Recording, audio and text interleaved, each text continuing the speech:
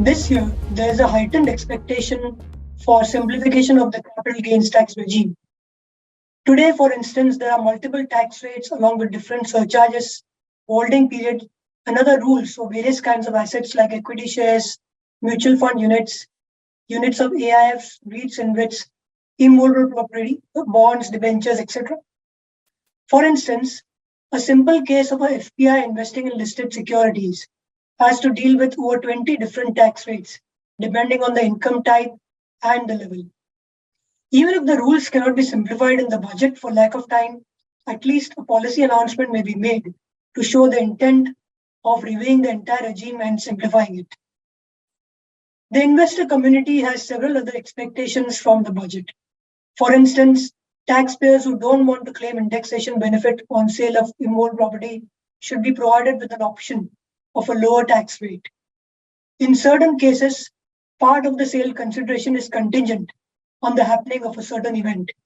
In such cases, tax liability should be postponed to the year when the event occurs rather than the year when the transfer of the asset takes place.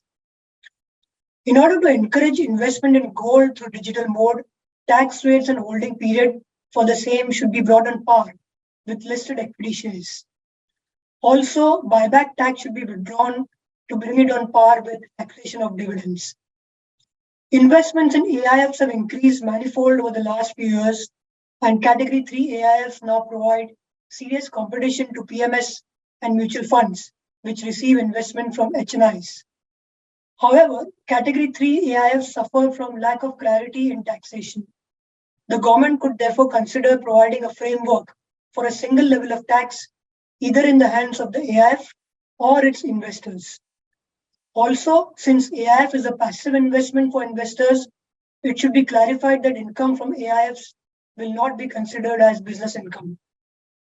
From an offshore investment point of view, in order to encourage offshore fund management industry to move to India, the conditions under Section 9A should either be completely removed or at least aligned with the SEBI regulations.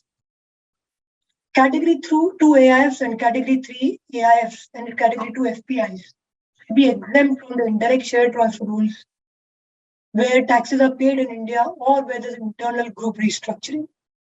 Coming to the gift city, there is a lot of potential for overseas investment by Indian residents through the AIF platform in the gift city.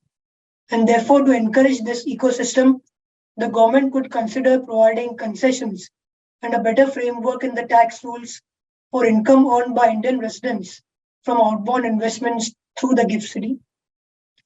And finally, from an administrative point of view, the government could consider introducing a simpler and a single tax return form for both resident as well as non-resident taxpayers who earn income only from capital gains, interest, and dividends. This will ease the burden for many taxpayers who do not have an active business or are not engaged in active employment but have only investment-related income. Thank you.